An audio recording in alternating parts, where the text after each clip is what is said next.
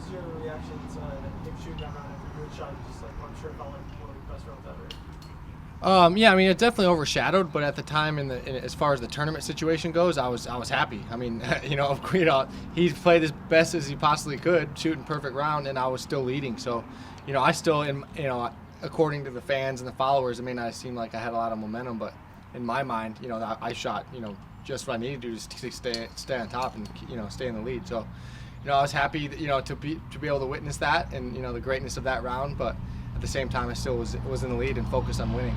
Yeah. What are you is there any adjustments that you're gonna make this year to go from second to first? Yeah, I mean, it's all situational. There's certain things that, shots that maybe I've gotten better at and, grown as a player, putting myself in that situation to have grown, to be able to now set myself up this year to where, I've learned from last year and I've learned what works, what doesn't, how to handle high pressure situations on this course and the direct correlation and how it can affect my game. Yeah. There have been some small changes in the course, 18, the par 5's gotten changed to par 4s. Some of the baskets have kind of moved slightly. What do you think about those changes, and how are you going to attack these holes differently because of them? I think it's great. I mean, yeah, with the par the way it was, it made it a little easier to shoot 18 under like Paul did, but not taking anything away from that. But yeah, they definitely changed the pars on a couple holes, but they also did extend a couple holes that made them, just maybe 20 or 30 foot difference, but makes it a tougher approach, or if it's a par 3, it's a harder drive to get that putt at the long 2 on some of the longer par 3s. So, I think that little subtle changes make a big difference. Maybe not a whole stroke as far as scoring goes, but as far as the design-wise, yeah, it makes you think a little bit more, and I think that it's for the better and for the more challenging, and I think that they're always trying to challenge us at this course. Yeah, absolutely. At Memorial, you're dealing with a little bit of a new flare-up. How's that going? Is it still ongoing? Basically, how are you feeling? Yeah, I mean, I'm not feeling great. I mean, last week at the Memorial, I played, or 2 weeks ago, I didn't play. I played like 50%. So I knew going in, I wasn't going to have a chance to win. And as a competitor and a top player, that's a horrible feeling to go into a tournament knowing I'm not going to win. But this week is a lot better. The knee kind of has went away, but it's kind of started going into my elbow now. So starting to get a little worrisome. But yeah, I mean, it's starting to travel, which really sucks. But yeah, I'm gonna fight through it this week, and I'm hoping that it clears up eventually. Once I'm 100%, I'm really excited to get to 100%. I'm putting so much time and effort into my health and wellness to get my body at 100% and optimized, and that's all I've been focusing on. For sure. And what are you doing specifically to kind of treat the different things that are going on? Yeah, so I mean, stretching. With the inflammation, I was doing rolling it out because a lot of liquid forms from the inflammation. So I'm doing a lot of rolling. Obviously, diet, a lot of anti-inflammatory foods.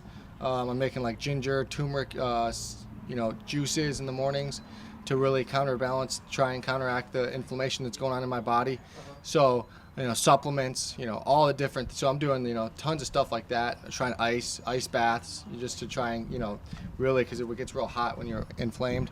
And so I've just been doing so much, and all that stuff has been helping a lot to get me to the point where I can play. But I'm just hoping that, I can start focusing more on just, I'm practicing a lot, but it's hard to practice when you're limping and have can't put pressure on my plant leg, which is my back foot, and so it really hinders my shots completely. And I was playing at like 50%, if that, last week, and so I was just trying to get through and finish with a decent finish.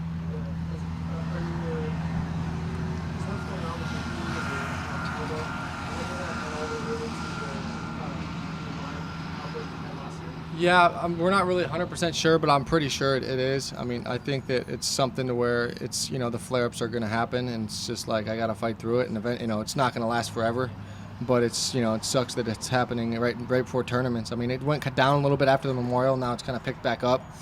So, it's going to be a kind of a game plan to see, like, if this keeps happening, I'm going to have to reevaluate and see, like, what the next step is, because I can't play like this. It's just it's so hindering to my game, and when I'm playing at 50%, it's just not the same. So, yeah, I'm just gonna play it by ear, hoping that all this strategy and all the health and wellness stuff I'm doing is working. But if it doesn't, then it's time to reevaluate. Yeah, have you considered taking a portion of the season off to get right?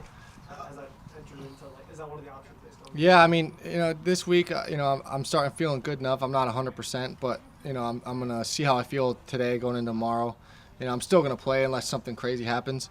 But yeah, I'm probably not gonna be 100%, unfortunately, just because this elbow thing is really affecting my throw.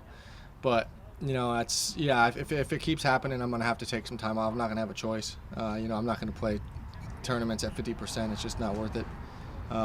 Because it's not what I'm about. I want to have a chance. If I play the tournament, I want to have a chance to win. And at this point, it's almost impossible the way my body's acting.